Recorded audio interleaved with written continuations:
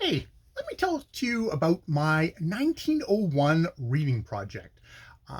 It's mostly for my benefit to try and get things straight in my head that what I'm hoping to achieve and what I'm planning on doing with this project. It's a way of focusing my reading. And people talk about focusing their reading where they're going to read on a particular subject or on like maybe a particular author.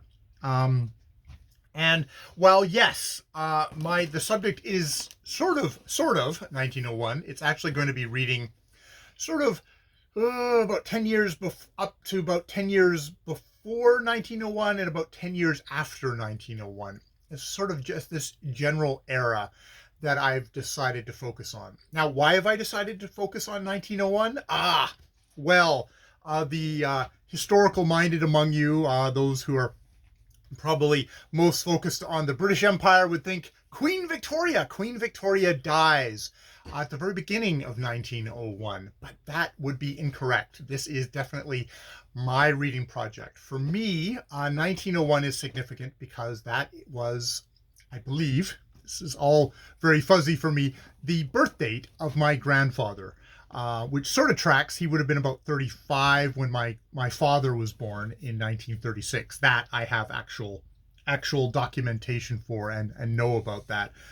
But yeah, so this I believe is the year that my grandfather was born. I think we're slowly starting to scratch together a bit of evidence that might indicate that this indeed is true.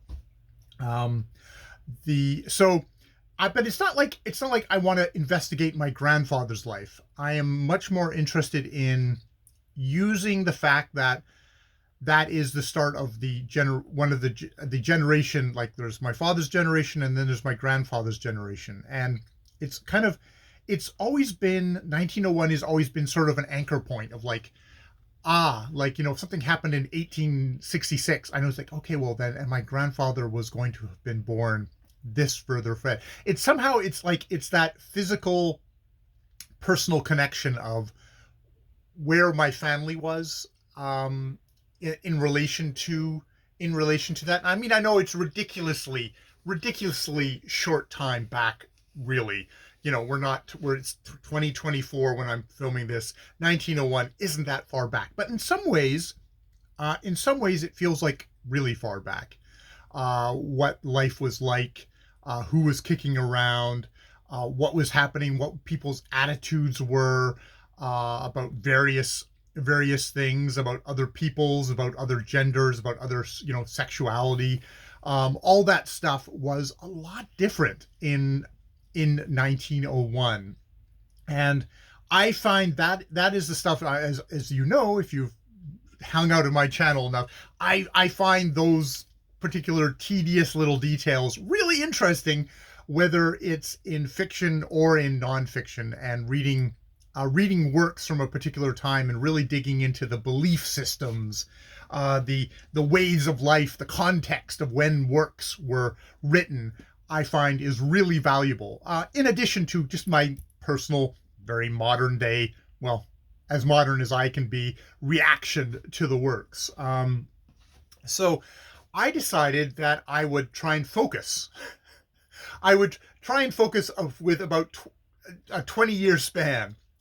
This a part of this cheating is this means I get to cherry pick. If something's boring, I don't have to read it. If something is really interesting and cool and I'm fascinated in it, I can read it. It gives me a wide variety of things. Gives me a lot of material. This is a project which I expect, if successful, will go on for a while. And will span from reading works from the time, Hound of the Baskervilles, which happens to coincide with a particular read-along, readathon. Holmes is where the heart is right now. That is happening right now. It was published in 1901, serialized like other things, but was published in 1901. And I've already found a few things in there that like, oh, this kind of branches out into different areas of life and thought and what was happening in 1901.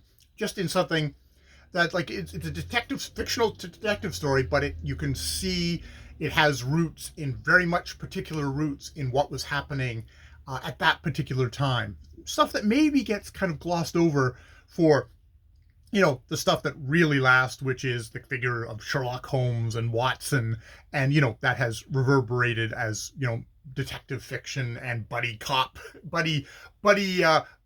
kind of stuff going forward. Sherlock Holmes and Sherlock and Watson are certainly continue on, and not just like direct adaptations. So that is my thought, is that I'm going to kind of delve into what was happening at this time. The death of Queen Victoria, as I said. The Boer War was going on. The Dreyfus affair actually comes up in the Hound of the Baskervilles. Very tangentially, you'd have to you blink and you would miss it, but all this sort of stuff is kind of embedded in there, and it's like I find there's a movie called Somewhere in Time, starring Superman and Dr. Quinn Medicine Woman, or Christopher Reeves and Seymour. God damn it! Now I've lost her name. Oh God, what's her name? Seymour, Jane Seymour. They star in that movie. I think they star in that movie. And the whole thing, my half remembered having watched it once on a ancient British cruise ship that was going to then get converted into a nursing ship during the Falklands War. This is more tangents.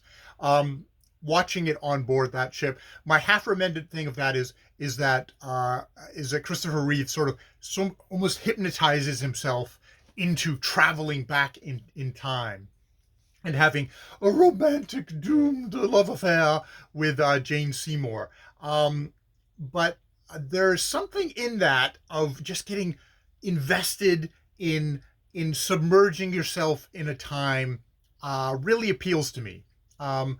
I don't think it's to the point where I'm actually going to lose myself in that time and adopt that time's more. It's more, I really want to get in touch with what was it actually like.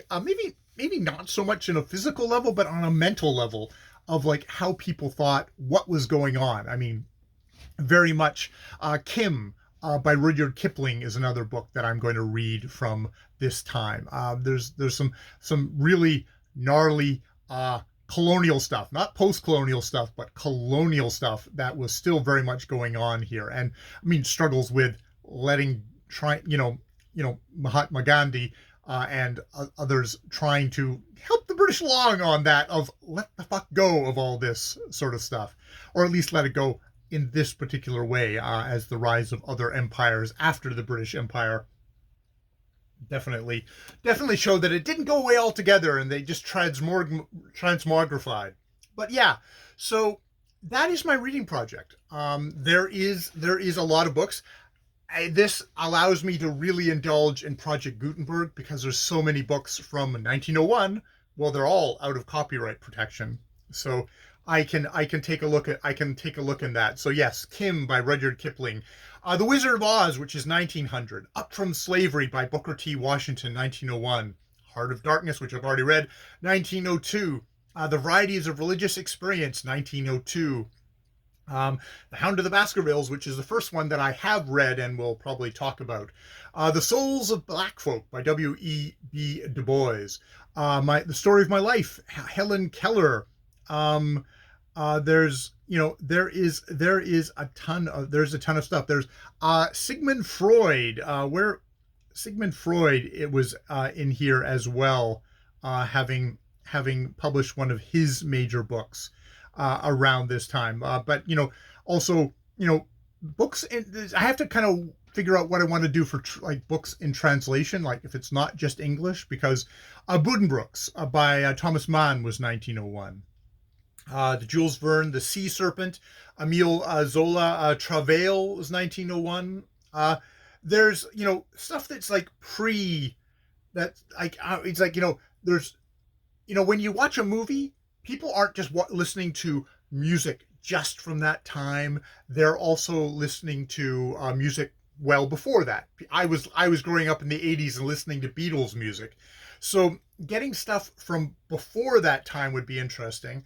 I mean, I could do just like the translations that came out at the time because Constant Garnett was very busy woman. Anna Karenina was 1901. The death of Ivan Ilyich and other stories is 1902. We've got War and Peace 1904. Fathers and Children by Turnev was 1895. Schwartzman Sketches 1895. You know, there's so much stuff that I could go into, and I have to kind of decide exactly how I'm going to organize this. There's like the mind boggles with the amount of stuff that I could do. So yeah, those dates were like for Constant Garnett's translations that they appeared in English. Or I go with the book was written in its original language in 1901, which would give me a bit more of a snapshot of that time. So probably we'll set aside Constant Garnett's translations of the Russians and actually just try and find, if I'm going to read Russians, it would be Russians that were actually publishing their works in Russian at that time. So yeah, stuff like that. I'm Canadian. It's going to be, there's definitely going to be kind of a bit of a digging around to find stuff published from Canadian authors. Though I find, because I've been looking at Wikipedia seems to list major stuff. They don't list like the junk, because there's a bunch of like children's novels that were published, like the same publisher who did like the Hardy Boys books, like real junk, which I enjoy reading. They started off their Rover series in like 1899 and published a ton of them in the ensuing years. So I can read that. So that's kind of junk, which isn't listed in Wikipedia as the literature. We've got, I think for the literature, we've got like 1898, we've got The Battle of the Strong by Gilbert Parker, or Snab Thing, or The Electric Kiss is an 1896 Canadian science fiction novel written by Ida Mae Ferguson of New Brunswick under the pseudonym Rdng Prjct. So, you know, there's going to be all sorts of stuff, that I can try out from this general area, this general 20 years. I'm probably going to try and stop short of like World War One. And, you know, it's probably going to be try and lean closer into that turn of the century stuff, for stuff. But, you know, there's Dracula, there's The Time Machine, Jude the Obscure, which actually I've already read. The Picture of Dorian Gray, which is actually, I've already read that, and that's 1891. That might be pushing things. The Turn of the Screw. But yeah, like a lot of books. And this is like mostly the fiction. I'm also going to try and dabble in the nonfiction. I think my only rule is because this is my reading project, I'm going to read stuff that I find interesting, that is fun for me. If I find something that's dreck, I'm not going to just pull myself through it because it's from 1901. I might comment on it. I know that there's a lot of very moralizing novels. Who's Hall Caine, The Eternal City is a 1901 book, which seems to have very kind of overt Christian references. If it's super moralistic and super like, it'll have to be entertainingly written for me to get through it, versus it's funny how much, you know, Christian fiction was mainstream fiction at the time. Like, these were the bestsellers.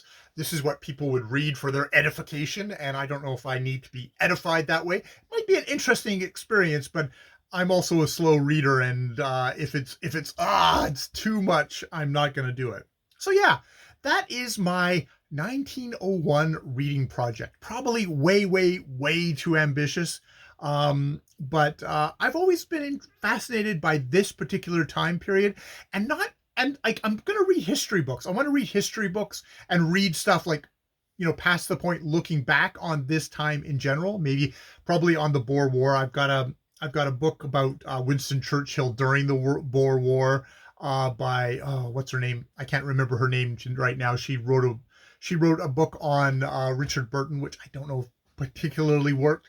But I'm going to read history books and stuff like that to get kind of context. Hopefully not just entirely Wikipedia research. I would like to read, have people who've actually looked at actual sources and looked back at stuff versus my kind of, the bare bones. What does Wikipedia say? Sometimes Wikipedia is useful. Wikipedia is useful to get a broad framework, but I find if I want to get real details and I want to get kind of a little bit more deeper into things, that's when I'm going to have to try and hunt down actual books. They might even be paper books. Ugh, that would be just terrible. All right, I'll leave it there. Are you doing a reading project this year? Is it as weird as mine, or is it more the I'd like to read all of this author or something like that? I'm sure people have got some really interesting ones that I haven't even thought of. But this is like my reading project.